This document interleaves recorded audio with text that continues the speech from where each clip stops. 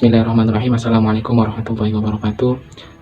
Izin perkenalkan, nama saya Dewan Bagi Mustafa, NPM 2201011025, dari Fakultas Tarbiyah Ilmu Keguruan, Prodi Pendidikan Agama Islam, Institut Agama Islam Negeri Metro.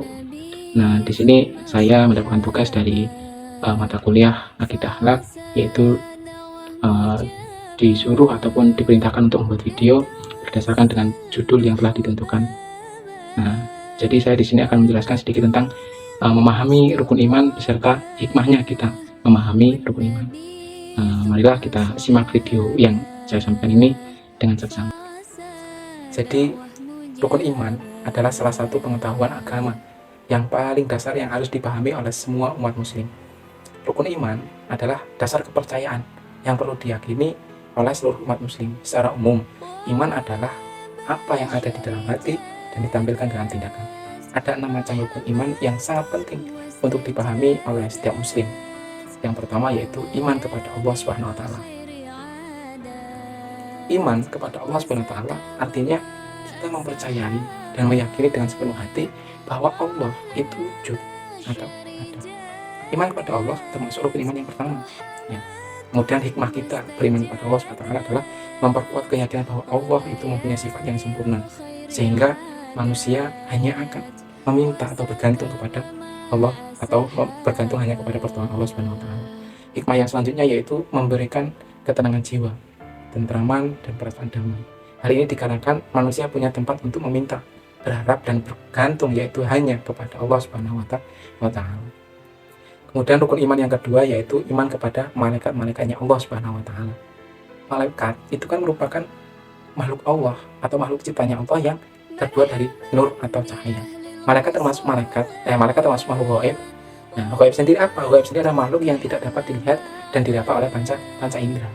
Nah, hikmah kita beriman kepada malaikat itu yang pertama adalah untuk meningkatkan keyakinan terhadap adanya malaikat. Sudah jelas. Kemudian yang kedua adalah mendorong seseorang dalam melakukan hal yang terbaik dan berlomba-lomba dalam kebaikan. Astagfirullah khairat ini. Yang selanjutnya yaitu menimbulkan dorongan untuk senantiasa mengambil pelajaran dari kehidupan malaikat, yakni dengan meniru ketaatannya. Kita meniru ketaatan malaikat, sehingga kita bisa mengaplikasikan dengan kita menambah ketaatan kita terhadap Allah SWT. Yang ketiga adalah iman kepada kitab-kitabnya Allah SWT. Kitab-kitab Allah merupakan risalah yang berisi wahyu yang diberikan Allah SWT. Kitab suci adalah kumpulan wahyu-wahyu Allah SWT yang diturunkan kepada para utusannya atau para rasulnya, yang terdapat dalam lembaran-lembaran dan dijilid menjadi sebuah buku atau sebuah kitab. Nah, iman kepada Allah, iman kepada kitab Allah itu merupakan rukun iman yang ketiga. Iman kepada kitab-kitab Allah Subhanahu wa taala artinya mempercayai dan meyakini sepenuh hati bahwa Allah Subhanahu wa taala telah menurunkan kitab-kitabnya kepada para rasul-rasulnya.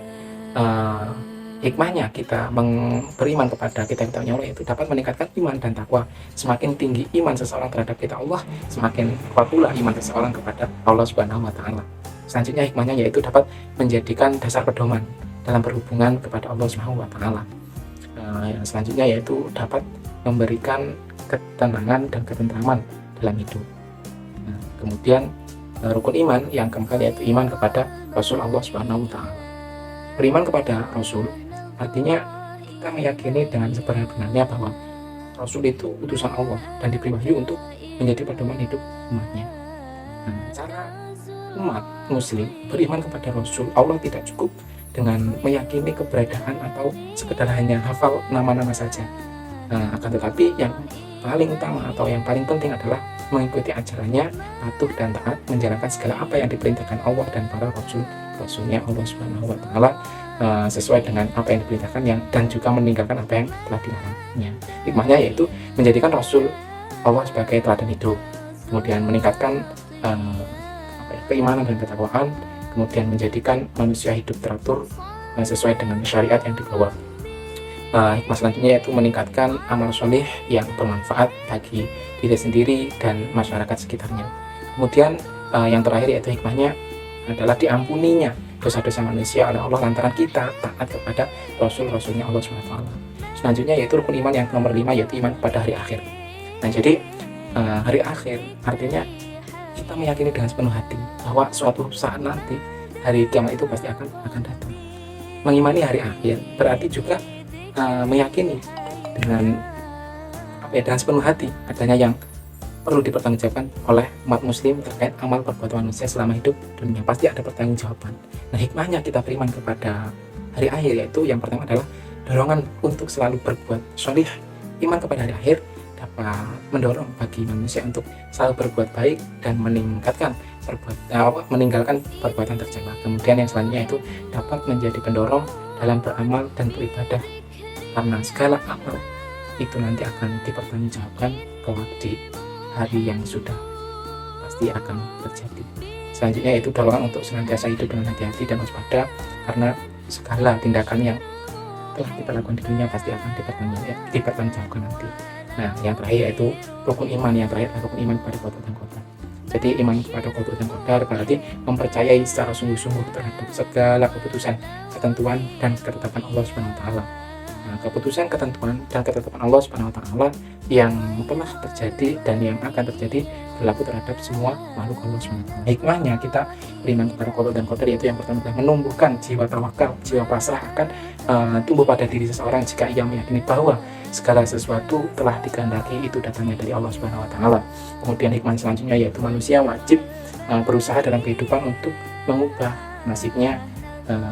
Mengubah nasibnya. Selanjutnya yang terakhir adalah menyadarkan hati seseorang untuk menerima kenyataan. Saya kira cukup. Sekian yang bisa saya sampaikan, kurang lebihnya mohon maaf yang sebesar-besarnya, dan kepada Allah saya mohon ampun. Dari saya, wallahul muwaffiq ila aqwamit thoriq. Wassalamualaikum warahmatullahi wabarakatuh.